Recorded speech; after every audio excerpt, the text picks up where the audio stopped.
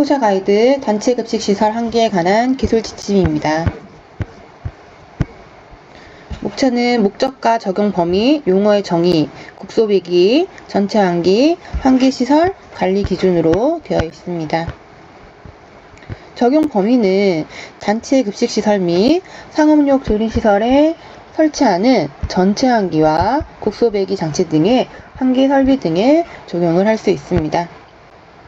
단체 급식 시설이란 직영 및 위탁의 형태로 가정 외의 장소에서 조직의 특정 구성원에게 지속적으로 음식을 제공하는 급식 시설을 말하고, 근래에 사회적으로 문제가 되는 조리흠이라 함은 고온의 조리기구에서 발생되는 유증기와 유증기에 포함된 유해물질과 미세입자 등을 통칭합니다.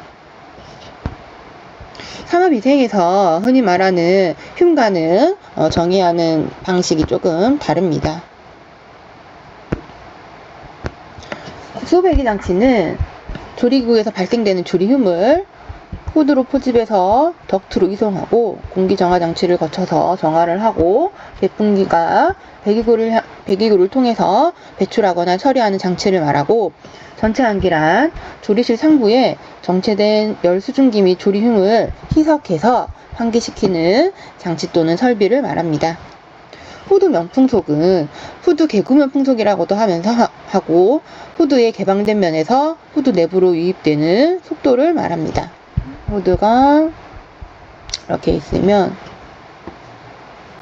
이렇게 포집되고, 여기에서의 풍속을 후드 개구면 풍속이라고 합니다. 후드 배풍량은 조리기구에서 발생된 조리흉을 포집해서 후드를 통해 급식실 외부로 배출하는 분당 공기량으로 뽕풍량이라고 표현할 수 있습니다. 나머지는 읽어보고 지나가도록 하겠습니다. 여기에서 용어와 정의는 거의 산업보건 기준에 관한 규칙이나 아니면 코샤 가이드 산업 환기 설비에 관한 기술 지침에서 중복되는 내용이 많습니다. 먼저 국소배기 장치부터 시작하겠습니다. 국소배기 장치는 조리흉을 배출하기 위해서 후드, 덕트, 배풍기 및 배기구로 구성된 장치를 말하는데요. 우리가 산업환기에서 국소배기의 순서는 오염원에서 후드, 덕트, 공기정화장치, 배풍기,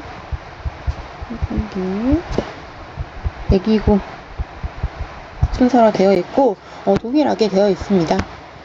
만약에 조리hum에 이제 냄새에 의한 민원이 발생할 수 있는 경우에는 조리hum과 유해가스를 제거할 수 있는 공기정화 장치를 설치해야 된다고 나와 있습니다. 후드의 형식은 동일합니다. 분진을 포집하든 흉을 포집하든 충분히 제어할 수 있는 구조와 크기가 되어야 되겠죠. 기구별 후드 형식은 뒤쪽에서 다시 보도록 하겠습니다. 조리흉 포집을 효율적으로 하기 위해서 60cm 이상의 박스형 후드로 설치를 합니다. 이렇게 후드가 있으면 위에 최소 60cm 박스형 후드로 설치를 해라 라는 거고요. 자, 조리흉 발생 가능 구역을 가급적으로 밀폐를 하라고 하는데, 실제로 여기서 만약에 이게 튀김솥이 있어요. 막 이렇게 올라가고 있는데 여기 에어컨이 있어요. 에어컨에서 바람이 나가면 얘들이 이렇게 올라가야 되는데 에어컨 바람 때문에 포집이 안 되고 작업장으로 비산하거나 근로자들한테 이게 노출이 될 수 있죠. 그랬을 때 여기에 얘를 완전 이렇게 밀폐를 한다거나, 밀폐는 도저히 안 돼. 그랬을 때 여기 이렇게 차단판을 설치를 하면 이 방해 기류를 막을 수 있죠. 그런 내용이고요. 재질은 파손되거나 부식될 우려가 없는 견고한 재질로 하는 거고요. 후드 설치 위치는 조리대 바닥으로부터 1.8m 이상 높이로 설치를 합니다. 환기 성능이 저하되지 않도록 조리대 상단면으로부터 최대 1.2m를 넘지 않아야 한다. 지금 2023년에 이렇게 개정이 되면서 이 부분에서 개정이 되었기 때문에 한 번 더 확인하면 되겠습니다. 조리대 정리하자면 조리대 바닥으로부터 조리실 바닥으로부터 바닥 후드는 바닥에서는 1.8m 이상 높이. 자, 그런데 너무 이게 높게 있으면 환기가 제대로 되지 않기 때문에 조리대 상단으로부터 최대 1.2m는 넘지 말아야 한다 라는 것입니다. 후드 크기는 조리대보다 사방 15cm 이상으로 합니다. 자, 여기 조리대가 이렇게 있어요. 그러면 이렇게 이거 후드입니다. 후드. 여기 나와 있는 여기서부터 여기까지가 얘가 15cm 이상. 전 사방으로 전부 다 15cm 이상으로 해야 됩니다. 물론 조리원 발생 특성이나 흡입구 위치 등을 고려해서 사방 크기를 다르게 할 수도 있는데 아무래도 15cm로 하는 게 더 좋겠죠. 후드의 흡입 방향은 조리원 호흡 영역을 보호하기 위해서 조리원과 반대 방향으로 해야 됩니다. 너무 당연하죠, 그죠? 그리고 후드 흡입구를 조리원 정면 방향으로 최대한 먼 거리에 설치를 합니다. 양면 조리대, 아일랜드라고 하죠. 아일랜드는 호흡 영역을 보호할 수가 없기 때문에 설치 안 하는 것을 원칙으로 하고요. 자, 원칙은 웬만하면 지키는데 구조에서 어쩔 수 없이 설치를 해야 된다 라고 할 때는 기류 유도판을 반드시 설치를 해야 합니다. 후드와 부속품 등의 재질은 스테인리스 스틸 등 내구성 동일하죠. 내식성이 있는 재질로 하고, 후드 표면에 형성된 응축수 기름 나오면 무조건 드레인 밸브, 후드 몸체 및 테두리에 홈통을 만들어야 합니다. 기름을 취급하는, 지금 조리움의 원인이 되는 기름을 취급하는 조리대 상부에는 무조건 청소가 용이한 구조. 청소 용이한 구조는 많이 나왔죠. 덕트에서도 나오고, 송풍기, 공기 정화 장치에도 나오고. 청소가 무조건 용이한 구조여야 하며, 기름 바지나 기름 입자 제거용 데미스트 필터를 설치해야 합니다. 필터는 막힘에 의한 압력 손실이나 소음 발생 등을 최소화하기 위해서 개구 면적 대비 필터 설치 면적은 20에서 25% 이내로 하고, 이것도 역시 청소 교체나 막힘 등의 방지 조치 등을 해야 합니다. 조리 기구별 후드 형식 및 후드 면풍속입니다. 먼저 부침기 및 가스레인지 인덕션은 환기 성능이 저하되지 않도록 조리대 상단면에서 후드 하단의 거리가 몇 미터? 1.2m를 넘지 않도록 설치합니다. 여기서 최대한 가까이 1.2m. 왜 최대한 가까이 하냐면 다들 아시다시피 후드를 설치할 때 이 외부식이잖아요. 외부식은 발생원에 최대한 가급적 가까이 해야 된다라는 설치 기준이 있죠. 그죠? 멀면 멀어질수록 흡입이 잘 되지 않습니다. 그러면 부침기의 후드 면풍속은 얼마인가? 면풍속은 0.7입니다. 부침기에도 기름을 쓸 수 있죠. 기름을 쓰는 건 0.7이에요. 가스레인지도 동일하죠. 가스레인지도 기름 쓸 수 있죠. 기름 쓸 수 있다. 0.7 생각하면 되고, 여기서 0.15는 아까 전에 조리대보다 무조건 후드가 사방으로 15cm 더 나가야 된다, 더 크게 해야 된다 라고 해서 여기서 0.15가 된 거고, 필터는 아까 전에 면적의 20에서 25% 정도면 데미스트 필터 사용해야 합니다. 이거는 이제 아일랜드죠, 그죠? 아일랜드는 원칙적으로 사용하지 말아라 라고 되어 있는 거고, 자, 만약에 사용을 꼭 해야 된다면은 기류 유도판 설치해야 된다, 그죠? 기류 유도판이 얘가 기류 유도판입니다. 얘가. 그리고 다음은 튀김 솥입니다. 또 튀김 나왔죠. 튀김은 뭐다? 기름 쓴다. 기름 쓰면은 연풍속은 0.7이다. 똑같죠? 높이는 1.2 이하로, 튀김솥 끝에서 1.2 이하로 하면 되고, 연풍속은 0.7, 내민 길이도 0.15, 다 동일합니다. 자, 국수옷은 기름 없죠? 기름 안 쓰죠? 기름이 없다. 기름 없으면 0.5. 그러면 후드 연풍속은 0.5고, 최대한 가까이 동일하게 1.2. 얘들은 다 동일합니다. 0.15. 자, 만약에 이렇게 병렬로 설치를 했다라고 했을 때는 이 후드 크기가 얘가 1.8m를 넘지 않아요. 그래서 이 덕트 크기가 1.8m 이내마다 설치될 수 있도록 하면 되고요.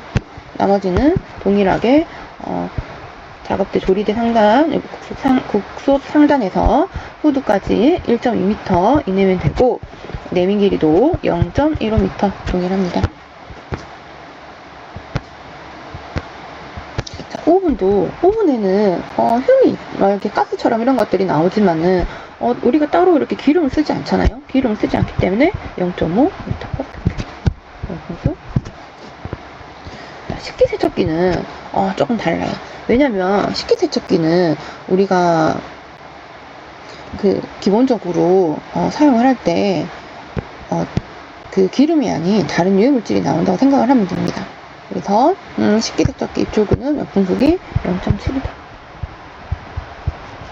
만약에 외우기 힘들면 식기세척기는 기름으로 강을 내야 되니까, 그러니까 0.7이다 이런 식으로 생각하면 되고, 이제 왜냐면 연소장치가 이제 거의 설치되어 있기 때문에 얘들을 막 세척하면서 우리가 막 고온으로 해야지만 깨끗하게 이제 물때 없이 이렇게 되잖아요. 그죠? 그래서 연소장치가 설치되었다 라고 생각을 하면 되고, 연소됐다 그러면은 기름보다 더 나쁘죠. 근데 최대는 0.7이다 이렇게 그냥 생각하면 되겠습니다.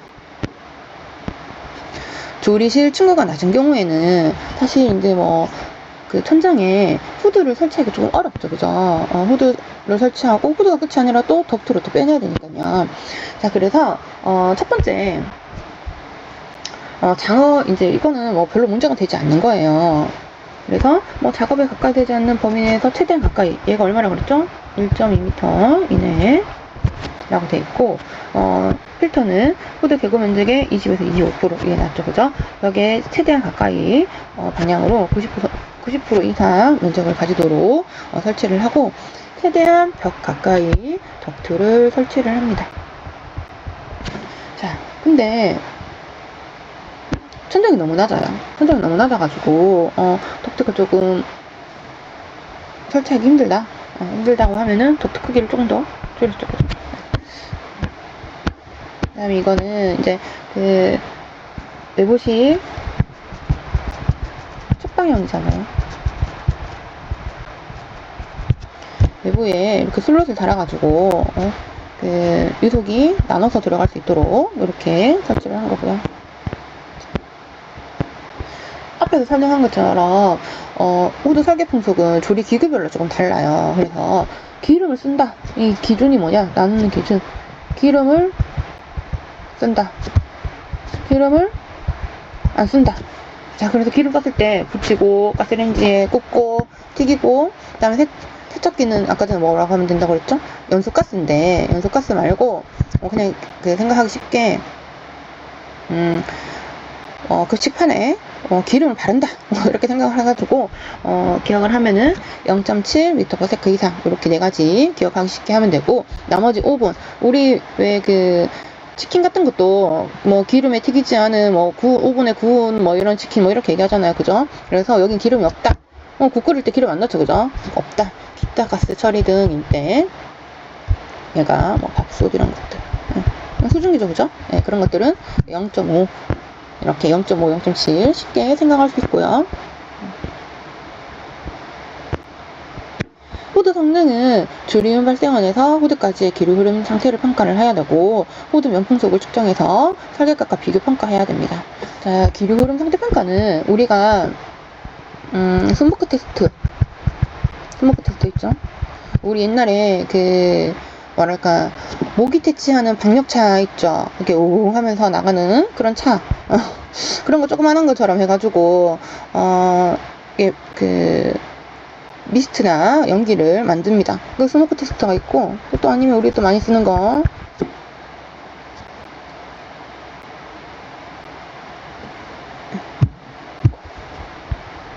일단 스모크 테스터로 하고, 얘가 이제 이렇게 여기에서 연기가 이렇게 막 이렇게 나갑니다. 그럼 여기서 우리가 호드를 돌리고 있죠, 그죠? 그랬을 때 얘로 이렇게 다 들어가는지, 아니면 어머나 이게 여기 안 들어가고 여기도 나가고 저기도 나가고 전부 다 비산돼 가지고 뭐 여기 되어 있는지, 이런 것들을 육안으로 정성적으로 평가를 하고 사진 찍어서 나중에 체크리스트에 첨부하면 됩니다. 네, 그 다음에 호드 면풍속을 측정을 해야 되는데, 호드 면풍속은 아까 어디라고 했죠? 여기서 하는 거고, 호드 면풍속은 이렇게 밑에서 위를 쳐다봤을 때 여기 생겼잖아요. 그러면 어떻게 하냐면 이렇게 16분을 합니다. 그래가지고 요 면마다 하나씩 측정해가지고 평균값을 냅니다. 이 평균값이 절개값과 비교해가지고 평가를 하면 됩니다. 배풍량을 설계하는 방법은 똑같죠, 그죠? Q는 AV. 너무 쉬워요. 배풍량은 면적 가로 곱하기 세로죠, 그죠? 호드 면풍속 곱하기 60. 60은 이게 단위가 분인데 초로 바꿔서 그래서 60 곱하는 거죠. 다들 잘 아시죠? 다음은 덕트입니다. 덕트는 설치할 때 아까 전에 말씀드렸어요. 호드 폭이 1.8m 간격, 1.8m 간격에 한 개, 1.8m 한 개 이상일 때 한 개 더 추가를 한다, 이렇게 생각하면 되고요. 호드에 이제 덕트를 이제 연결했을 때는 유량 조절을 해야 되잖아요. 유량 조절을 가능하도록 댐퍼를 설치합니다. 우리가 정합병령 조절법에서 저항 조절 있죠. 여기에서 댐퍼 설치, 여기서 정합 조절. 이때는 상품량이라든지 덕트, 내경, 축도, 축소, 확대각 이를 한다 라고 보면 되고요. 덕트 재질은 녹이 슬지 않도록 어떤 재질로? 스테인리스 스틸 재질이고, 내구성이랑 내식성 기본이고, 막 응축될 의도가 있다 그러면은 드레인 밸브. 덕트는 무조건 드레인 밸브 생각하시면 돼요. 뭐 물 나오면 무조건 드레인 밸브다. 그 다음에 청소하기 좋은 구조.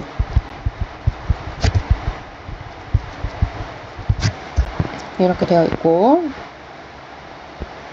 스테인리스 스틸 재질은 우리가 그 덕트의 재질을 했을 때 덕트 재질에서 강산이나 염속의 용지를 쓸 때 또 스테인리스 스틸을 써야 된다 라고 나왔죠.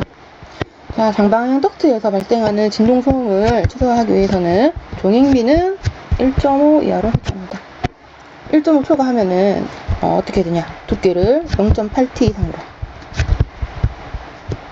근데 이제 두께를 이렇게 두꺼운 거 하면 덕트가 또 많이 비싸지겠죠, 그죠? 그래서 웬만하면 종횡비는 1.5를 초과하지 않게 하면 되고, 캔버스는 진동 방지 시설을 설치하면 됩니다.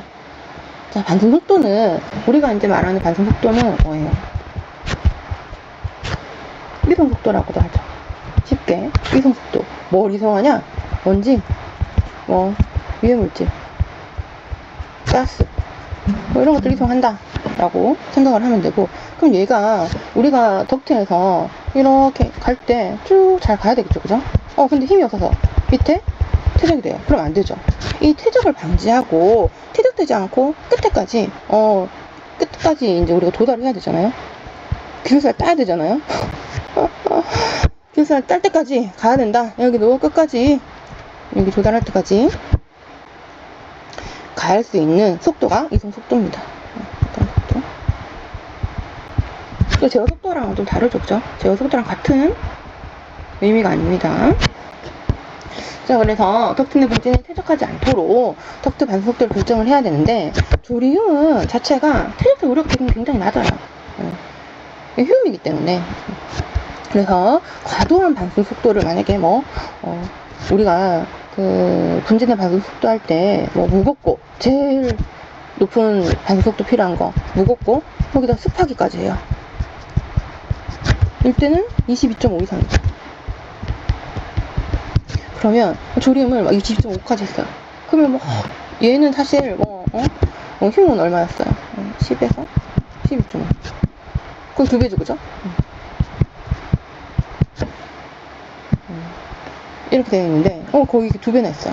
그러면은, 옮기는 것도 없는데, 빙수리가 요란하죠, 그죠? 엄청 시끄러워요. 그래서 소음이 발생할 수 있다. 라고 생각하시면 되고, 자, 반송 속도는 후드 하부에서 작업하는 조리실 후드 특성을 고려해서, 후드와 연결된 덕트는 5, 전후 주덕트는 10, 이렇게 설계를 하면 됩니다. 다만 설치 공간이 작다 이래가지고 우리가 유량은 Q는 AV라고 했죠. 그래가지고 얘가 너무 작아졌어요. 얘가 작아졌어요. 그럼 어떻게 해요? 얘는 당연히 올라가야죠. 그래야 얘를 유지를 하기 때문에, 그래서 속도가 초과해서 만약에 설계됐을 때는 진동 발생이나 소음 발생 예상에 대해서 적절한 저감 조치를 시행해야 됩니다. 아까 위에서 저감 조치 이런 거 했죠. 진동 방지, 진동 방지하는 거, 그 다음에 소음 방지하는 것들, 이런 것들 보고 설치를 하면 됩니다. 배풍기는 똑같아요. 소음과 진동을 최소화해야 돼요. 그래서 내부에 있으면 배풍기가 동력을 막 이렇게 생성을 하는 거니까 너무 시끄럽겠죠, 그죠? 그래서 시끄러우니까 밖에 둬라. 그래서 외부에 설치를 한다 라고 하면 되고, 만약 밖에 뒀는데 옆에서 막 민원이 들어왔어요. 진짜 시끄럽네, 좀 조용히 좀 하세요. 이렇게 할 수 있죠. 그러면은 참 및 소음 설비를 반드시 설치를 하고, 또 밀폐를 하면 더 좋겠죠, 그죠? 가능한 밀폐를 한다 라고 생각하면 되고, 자, 배풍기 전후에는 이제 진동을 방지하기 위해서 캔버스를 설치해요. 근데 캔버스가 뭔지 모르는 사람도 많죠, 그죠? 저도 몰랐습니다. 그래서 이렇게 어떻게 그려볼까요? 좀 이상하지만 어쨌든 얘가 배풍기예요. 배풍기인데 여기 바람 나가겠죠? 앞뒤로 이렇게 덕트가 있어요. 그럼 덕트하고 요 덕트하고 요 덕트하고 앞뒤로 전후로 배풍기랑 붙어 있으면 배풍기가 이렇게 동력을 일으키니까 막 떨릴 거 아니에요. 막 이렇게. 그랬을 때 여기 덕트랑 만나가지고 달달달달 이런 소음이 나겠죠, 그죠? 그래서 얘를 이렇게 붙여놓는 게 아니고, 이 덕트고 이게 송풍기라고 했을 때 어떻게 그리는지 모르겠네요. 했을 때 이렇게 조금 모양 좀 이상할 수 있지만 이렇게 약간 천처럼 돼 있어요. 천 아니 이렇게 부직포는 아니고 어쨌든 천 같은 거 이런 걸로 이렇게 되어 있어요. 그래서 여기서 진동이 있어도 얘하고 맞닥뜨리지 않기 때문에 괜찮아요. 소음이 없어요. 이렇게 해서 여기 캔버스라고 하는 거고, 우리 캔버스화 이런 거 있잖아요, 그죠? 네, 그런 재질이라고 생각하면 됩니다. 그래서 이제 이렇게 천 캔버스로 되어 있고, 이 캔버스가 좀 아무래도 이 금속이나 이런 거보다는 좀 약하겠죠, 그죠? 그래서 우리가 캔버스를 현장에서 혹시라도 파손되지 않았는지 찢어지거나 이런 것들이 있는지 없는지 정기적으로 확인을 해야 됩니다. 그래서 만약에 배풍기가 성능 여기서 성능이 저하됐다, 압력이 갑자기 증가했다 이랬을 때 캔버스가 손상이 있는지 없는지, 파손이 있는지 없는지 확인을 한번 해보면 됩니다. 자, 조리음의 확산을 위해서 배풍기의 배기구는 지붕면이나 벽면으로부터 1m 이상 이렇게 설치해야 됩니다. 너무 붙어 있으면 애들이 확산 안 하고 다시 들어올 수도 있겠죠, 그죠? 그리고 배기구에는 반드시 방충 방서 시설을 해야 됩니다. 우리 지금 여기가 하는데 음식 만드는 데잖아요, 그죠? 근데 이런 방충 쥐 들어오고 바퀴벌레 들어오고 이러면 안 되겠죠, 그죠? 이거 되게 쉽게 생각하면 돼요. 그래서 당연히 식당이니까 방충 방서 시설을 해야 된다 라고 생각하면 되고, 배풍기는 가동 시간을 고려해서 뭐 조리기구용이랑 세척기용으로 구분해서 설치하라고 합니다. 배풍기의 성능이에요. 배풍기의 유량은 이제 연결된 후드에 배기량을 합한 것보다 용량을 좀 크게 설정합니다. 네. 배기량 합한 것보다 용량이 더 커야 돼요.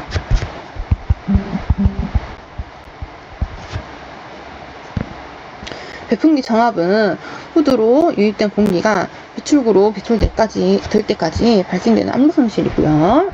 정압은 압력 손실이다. 덕트 반수 속도와 길이 등에 따라서 이제 결정을 하죠.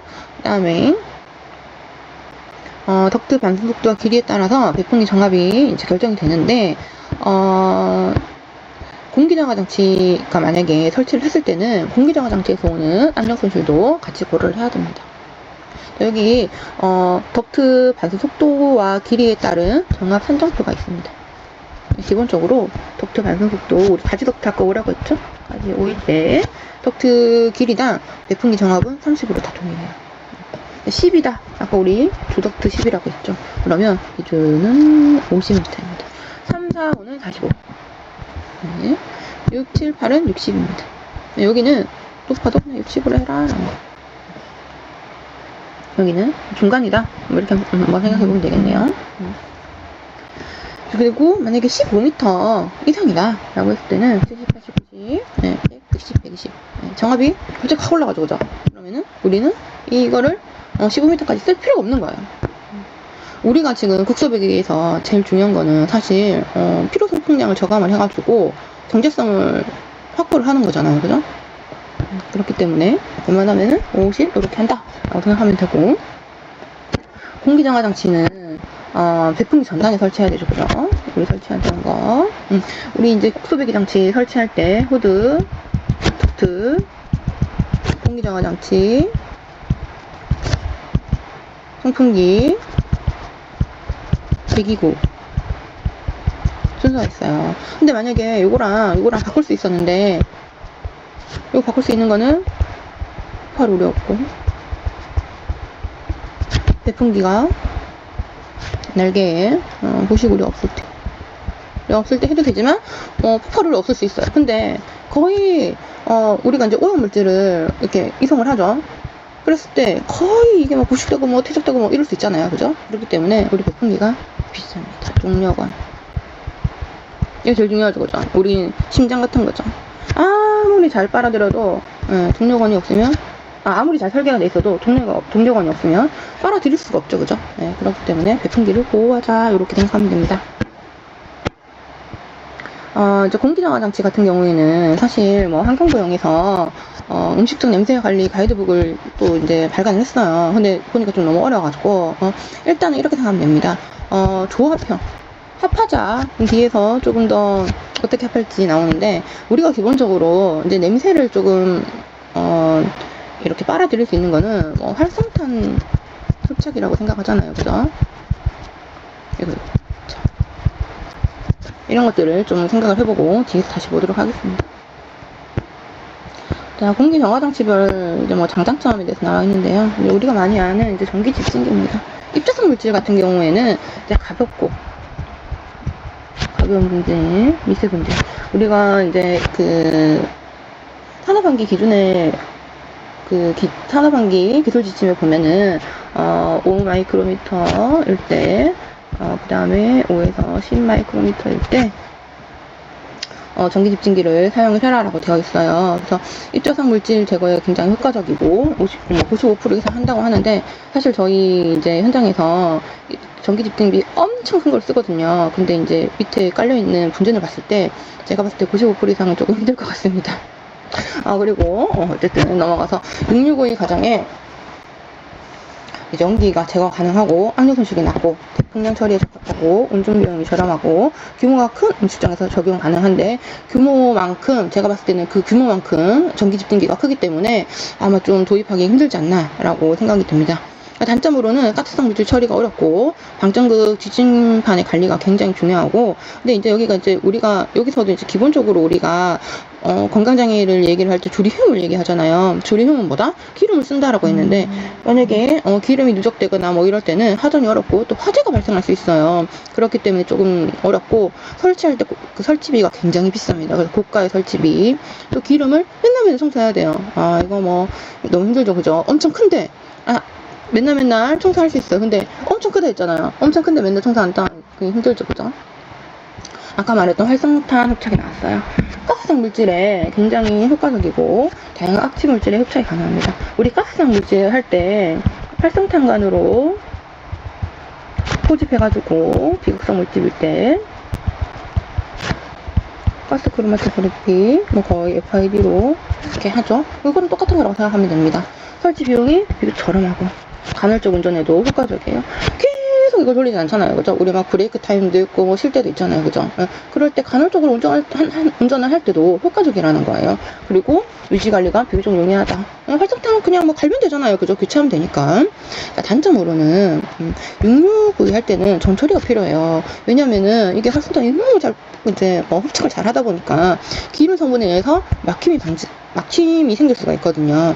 그렇고 이제 수분이나 점착성 물질을 유입할 때 효율 저하돼요. 우리 이제 파가 같은 거 있죠. 파가랑 좀 비슷하다고 생각하면 되고, 그래서 주기적으로 활성탄 교체해야 되는데 좀 비용이 발생한다. 사실 그렇게 생각을 하면 돼요. 근데 비용이 발생하지만 기본적으로 제가 생각했을 때는 전기 집진기보다는 현장에서 더 도입하기가 용이하다 라고 생각하면 되고, 다음은 세정시설이에요. 이건 솔직히 제가 생각할 때 진짜 말도 안 돼요. 자, 입자 및 가스성 물질의 동시 처리가 가능한데 운영 및 설치 비용이 비교적 저렴하다고 해요. 근데 유지 관리가 비교적 용이하다 하는데 이거는 진짜 아닙니다. 왜냐면은 폐수가 발생하거든요. 그럼 폐수 처리를 해야 되는데 이거 어떻게 해요? 이거 하는 방법이 굉장히 어렵고, 이거는 법적으로도 절차가 굉장히, 또 환경 이런 거 들어가면 굉장히 또 복잡하죠, 그죠? 그리고 오염물질 중에 기름이 많으면 처리 효율이 낮아질 수도 있고, 저온기 배출구에서 이제 배기현 현상 나와요. 그러면 이제 우리가 이제 식당에서 배겐 나오면은 저거 뭐야 이렇게 하면서 멀리서 불 났나 이 정도로 할 수도 있거든요. 그래서 문제가 되고, 우리는 또 겨울이 또 시베리아 아닙니까? 겨울에 배관이 동파될 수 있어요. 물 쓰면은. 그럼 식당에 일 못하죠, 그죠? 아니면 보온장치를 해야 되는데 그 보온장치 하는 그 전기값이 더 많이 나올 수 있어요. 그다음 여가시설. 여가시설은 사실 장치가 간단하고 설치 비용이나 운영 비용이 굉장히 저렴한데 소형 입장에는 적용 가능할 수 있어요. 근데 여가는 사실 우리가 악취 저감 효과는 거의 만족할 수 없다고 보면 되고, 이것도 역시 활성탄처럼 필터를 매일 교체를 해야 됩니다. 자, 그럼 우리는 어떻게 해야 되느냐? 아까 전에 말씀드렸던 환경부에서 나온 음식점에 냄새 저감 장치 이런 것들이 있어요. 그거를 이제 조합형 공기 저감 장치라고 하는데, 이제 세정시설이랑 흡착, 무조건 흡착을 다 했어요. 여가랑 흡착, 전기 집진기랑 흡착. 이렇게 흡착은 기본적으로 전처리 겸으로 해라 이런 뜻이에요. 여기서 665 입장에서 적용 가능한 악취 저감 6652 활성탄 등의 가스 물질 제거해야 할 수 있고, 세정시설은 타르미 가스성 물질로 제거를 할 수 있다 라고 보면 되고, 근데 이제 세정시설이랑 흡착을 같이 하면 아까 전에도 말했죠. 흡착 활성탄의 수분 이런 것 때문에 우리가 파가 이런 거 얘기했죠, 그죠? 이런 것 때문에 사실은 또 방지해야 되고, 분량이 비교적 많기 때문에 폐수 처리 방안에 또 검토가 또 필요합니다. 그래서 세정은 제가 안 맞는다고 했죠. 폐수 처리 안 돼요. 폐수 처리 힘들어요. 그래서 굉장히 단점이다 이렇게 생각하면 되고, 이제 여가 같은 경우에는 이제 미세한 액적이 활성탄에 유입될 경우 악취 저감 효과가 낮아진다 이렇게 되어 있는데, 주기적인 활성탄 교체가 좀 문제가 될 수 있다라고 하는데, 제가 생각했을 때는 이제 이게 조금 제일 좋은 방법이 아닌가. 우리가 호흡보호구에서도 방진방도 마스크가 있잖아요, 그죠? 얘가 어떻게 된 거예요? 집진해주면서 이렇게 처리돼주는데, 이런 것들이 거의 활성탄으로 많이 되어 있죠, 그죠? 그래서 제가 생각했을 때 제일 베스트는 방진방독이라고 생각을 하고요. 그냥 다 제 생각입니다. 전기 집진기는 뭐 사실 굉장히 효율적이에요. 한번 설치를 했을 때. 근데 설치비가 너무 비싸. 이걸 이제 뭐 뽑아내려면 한 10년 해야 됩니다. 네. 유지 관리도 어렵습니다. 네, 그리고 이제 우리가 이제 기본적으로 전기 집진은 메커니즘은 자 이제 코로나 방전이에요. 코로나 방전 어렵죠, 그죠? 네. 자 그래서 코로나 방전으로 분진 입자를 이온화 시켜요. 이온화 시켜가지고 분진 입자를 대전을 시킵니다. 이 대전시키는 게 우리 이거 옛날에 많이 했죠, 그죠? N극 S극 이래가지고 얘는 S 땡기고 얘는 N극 땡기고 막 이래가지고 약종이 이렇게 있어요. 여기서 이제 대전되면은 얘가 플러스 얘가 마이너스 막 이러 가겠죠, 그죠? 플러스는 플러스 마이너스 가겠죠. 이렇게 붙여요. 이렇게 대전을 시켜가지고 집진극으로 이동시킵니다. 이동시켰어요. 그럼 이동시켜서 여기 이제 붙어 있잖아요. 그럼 여기서 만약에 정기적인 정전기력이 없어진다. 갑자기 전기 코드 빠졌어요. 그러면은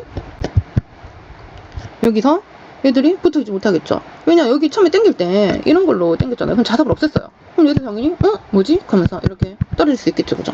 그래서 여기서 집진해 이렇게 떨어져요. 그럼 얘들을 집진해서 모아가지고 일로 와 나가자 이렇게 보낸 거예요. 이렇게 되는 게 전기 집진기의 메커니즘이라고 생각하시면 됩니다. 자 이제 국소배기 장치는 끝났고 이제 전체 환기로 들어가겠습니다. 전체 환기 장치는 후드가 설치된 조리기구에 발생되는 열 및 수증기, 조리실 내부에 막 이렇게 고리가 있으면 우리 따뜻한 공기가 위에 이제 있잖아요. 그래서 여기에서 열이나 수증기로 같이 이제 정체를 하는 거예요. 그래서 얘를 이렇게 놔두면 안 되겠죠, 그죠? 그래서 원활하게 이렇게 손질시켜가지고 희석시켜가지고 환기시키는 장비를 전체 환기 설비라고 얘기를 하고, 설치 방법은 우리가 이제 후드가 설치된 조리기구도 있고 안 된 데도 있잖아요. 그래서 이제 그리고 후드가 설치가 됐는데도 완벽하게 제거가 안 됐어요. 제거가 안 됐을 때 우리가 정체되지 않도록 환기 설비를 설치를 한다라고 생각을 하면 되고, 전체 환기 설치 방법은 뒤에서 다시 한번 보도록 하겠습니다. 그래서 3가지 정도로 이렇게 나눠서 이렇게 예시를 들어놨어요. 만약에 천장이 평평하고 덕트 설치가 가능할 때는 아무 문제 없죠, 그죠? 덕트 설치해라. 만약 텍스가 있으면 텍스 위에 배기구 설치하고, 없는 경우에는 최상단에 그냥 보고 바로 밑에다가 석재를 하면 되겠죠. 근데 이제 천장에 보가 설치되어 있어요. 막 이렇게 우리 천장이 생각하는 게 원래 이런 천장이죠, 그죠? 근데 이렇게 돼 있어요. 그러면은 여기 이렇게 걸려가지고 실제로 이런 부분에는 너무 좁아서 설치를 할 수가 없겠죠, 그죠? 그랬을 때는 보하부에 덕트를 설치하고 덕트 상부에 이제 배기구를 설치해가지고 그 최상부에 공기를 배출하게 되어 있습니다. 또한 간섭에 의해서 덕트 설치가 불가능해요. 그랬을 때는 천장면에 이제 다공판을 설치를 해요. 그래서 우리가 다공판은 이제 분리판이라고 해가지고 우리 덕트가 이렇게 들어갈 때 우리 배나수축 했었잖아요. 배나수축 이렇게 되고, 이제 간 중심부는 여기가 유속이 제일 빠르죠, 그죠? 유속이 제일 빠르고, 여기는 또 이제 이렇게 해서 요 면적이 줄어들어요. 면적이 감소하는 효과가 뭐다? 배나수축. 자, 이렇게 되니까 아예 그냥 이런 다공판을 설치를 해가지고, 다공판이 만약에 이게 덕트에 들어간다, 이게 그랬을 때 이게 원래는 우리가 이렇게 간격을 이렇게 다 맞춰서 이렇게 할 거라 생각하잖아요. 근데 이게 아니에요. 이게 아니고, 다공판은 이게 있으면 중앙에는 이렇게 할게요. 이게 좀 떨어져 있어요. 근데 이 테두리는 왜 이렇게 조밀하게 되어 있어요. 간격이 짧아요. 왜 그래요? 그러면 이 간격이 작은 데는 여기로는 공기가 많이 들어가겠죠, 그죠? 여기는 조금만 들어가겠죠. 근데 여기 워낙 빠르니까 유속을 맞춰주는 거예요. 그래서 천장에 다공판을 설치하는 게 왜 다공판을 설치하냐, 약간 이런 부분도 있고, 덕트 설치가 불가능하기 때문에 다공판을 설치해서 팬을 설치해가지고 여기 이렇게 있으면 여기 이렇게 다공판이에요. 이렇게 다공판 했으면 이제 여기 천장이고, 이제 이렇게 위로 올라갈 거 아니에요. 그럼 여기서 펜을 돌려요. 그러면 이거 쭉 빨아들여서 나가겠죠. 이렇게 균일한 환기가 되도록 하는 거고, 자, 성능은 바닥 면적의 1세배당 1제곱미터당 0.2 세제곱미터, 분당 0.2 세제곱미터 이상의 풍량을 확보해야 합니다. 제가 아까 그림이 좀 이상했는데 전체환기 배기덕트 설치 방법 다시 한번 보겠습니다. 천장이 평평하고 덕트 설치 가능한 경우에는 그냥 설치하면 되죠. 뭐 이거 뭐 볼 것도 없어요. 천장에 보가 설치된 경우에요. 이렇게 보가 있어요. 그죠? 보가 있을 때는 이렇게 해서 이렇게 들어갈 수 있도록 하면 되고요.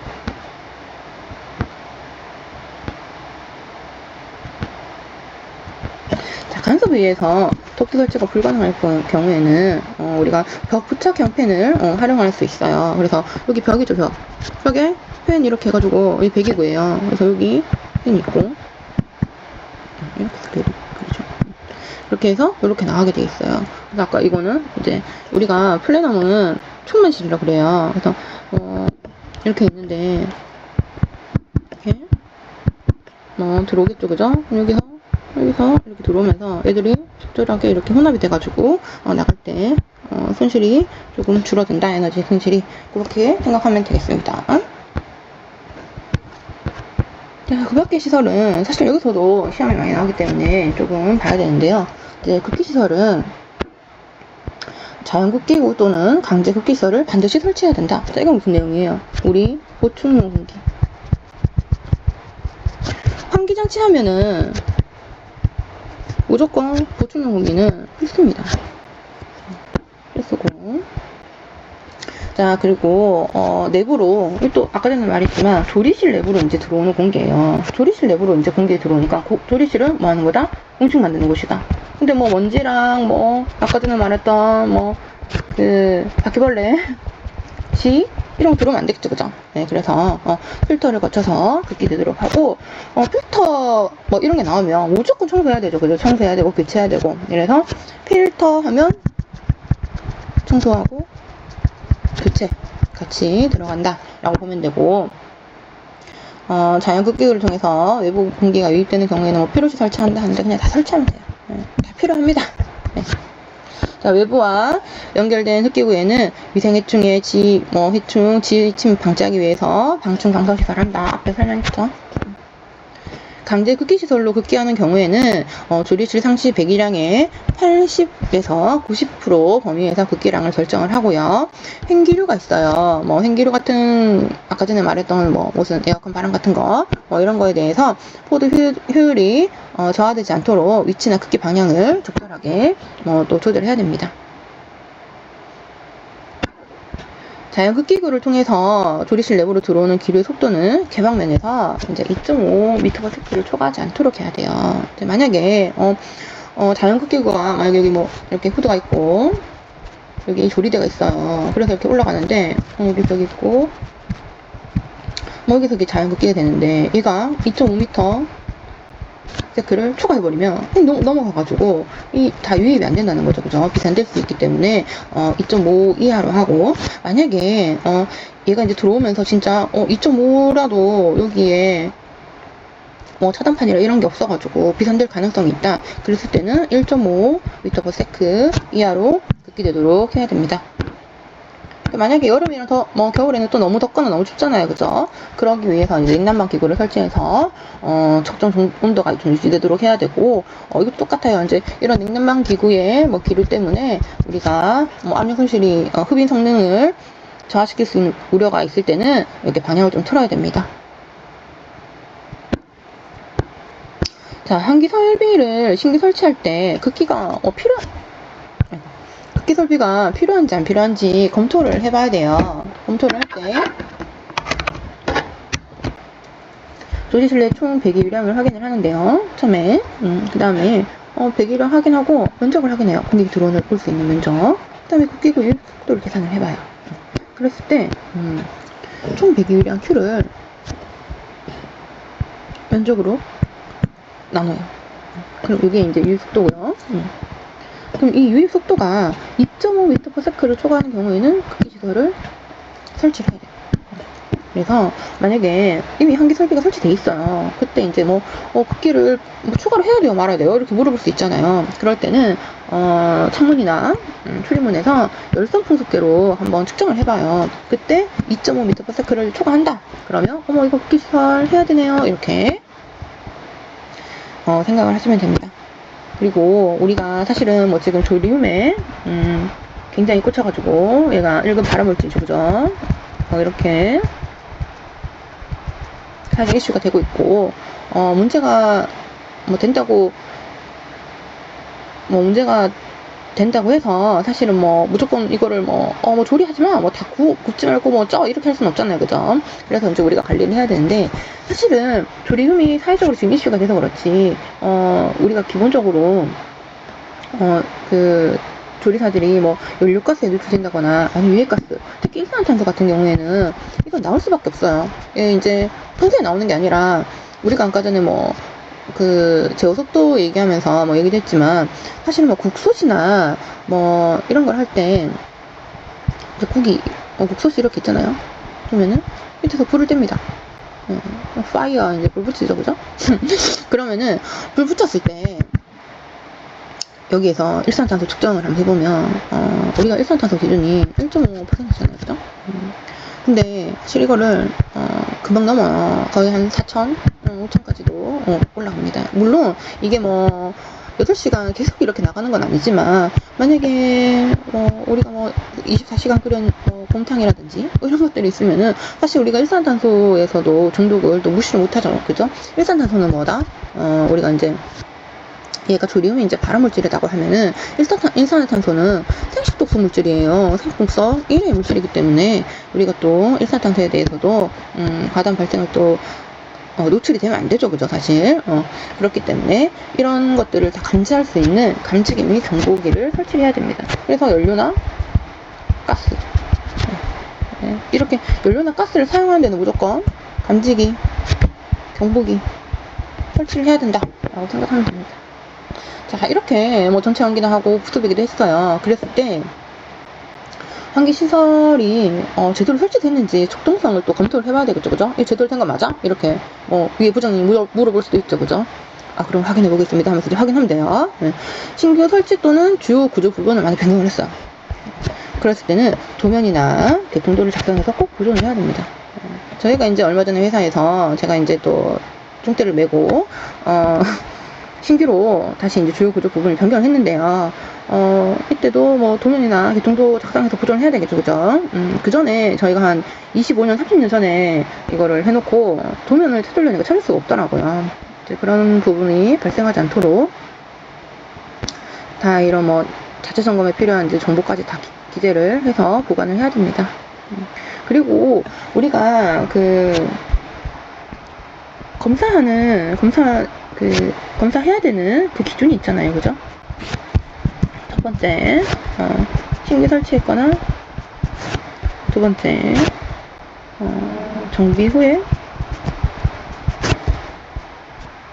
처음 사용할 때, 하기 전에. 신규 설치해서 사용하기 전. 그 다음에 세 번째, 안전검사. 네 번째, 최근 2년 짝치기 기초 기준의 50% 이상이다. 이때 우리가 검사를 해야 된다 라고 되어 있죠, 그죠? 그래서 여기서도 처음으로 사용하기 전에 후드나 비풍기의 기류 흐름 상태, 스모크 테스트 아까 어떻게 하는지 알려드렸죠, 그죠? 그렇게 하고 배풍량 등이 지침을 만족하는지를 확인을 해야 됩니다. 만약 개선이 필요하면은 즉시 해야 되겠죠, 그죠? 그렇게 하면 되고. 자, 이제 사용 중에 그럼 어떻게 점검하고 관리를 해야 되냐? 이건 아까 전에 동일한 내용이고요. 자, 이게 적절하게 되어 있는지 연 1회 이상 주기로 정기 점검을 실시해야 돼요. 우리가 설계할 때 설계 성풍량이 50이고 정압이 30이었어요. 그랬는데 실제로 내가 1년 뒤에 한번 해보니까 똑같이 나오는지 아니면은 뭐 반으로 줄었는지 그럼 줄었으면 왜 줄었는지 뭐 이런 것들을 보고 정압이라든지 이런 것들은 우리 이런 성능 곡선으로 작동점이 여기 있었는데 여기 가버렸네, 아니면은 얘가 여기로 왔네, 뭐 이런 것들을 해서 송풍기가 자체가 성능이 저하되었는지 아니면 뭐 안에 뭐 퇴직 분전이 쌓이는지 이런 원인들을 파악해가지고 적당한 상태로 유지 관리 해야 됩니다. 자, 만약에 우리 이제 조리사 이제 이모님이 큰일 났어요. 환기 설비가 성능 저하는 이상이 있어요. 뭐 소리가 나고 뭐 냄새가 안 빨리고 이랬을 때는 우리가 신속히 점검하고 이제 뭐 문제가 발생했을 때는 바로 적절한 조치를 하면 되겠습니다. 환기 설비 검사 방법은 연기 발생 기구 등을 이용해서 이게 아까 전에 말씀드린 것과 같이 기류 흐름 상태를 확인하고 열선 풍속계 같은 걸로 이제 뭐 호드 면풍속을 측정을 합니다. 기류 상태 흐름 확인하는 거, 그 다음에 호드 면풍속은 16분할. 네. 환기 설비 검사 결과 면풍속이 부족할 때는 우리가 이제 후드 성능이 불량한 것으로 판정을 하게 됩니다. 체크리스트는 보시면 되고, 이건 이제 후드 성능 평가하는 거, 성능 평가지. 이거는 후드별로 점검표를 작성을 해야 되고요. 후드 사진, 설치 위치. 예를 들어서 식기기다, 식기기. 후드 치수, 여기서 1m, 1.5m, 높이는 0.5m 이렇게 하면 되고. 치수가 적정해요? 아까 전에 어떻게 얘기했어요? 후드 치수는 우리가 조리대보다 양쪽으로 15cm, 0.15m. 양호. 여기 나와있죠. 15cm. 후드 폭이 180 초과하는 경우에는 덕트를 2개 연결하거나 후드를 2개로 분리해야 된다. 우리가 설계요령 얼마나? 예를 들어서 50. 기류 흐름 평가는 그 후드 안으로 적절하게 유입되는지 확인해서 양호. 설계 요량은 아까 전에 했죠, 그죠? Q는 AV, 개구면 풍속이랑 개구면이랑 거기다 60 곱하면 되죠, 그죠? 후드 개구면을 등 간격으로 나눠서 풍속을 측정해야 되고, 아까 16분할 하나, 둘, 셋, 넷, 7, 8, 9, 12개밖에 없네, 그죠? 왜 12개밖에 없을까?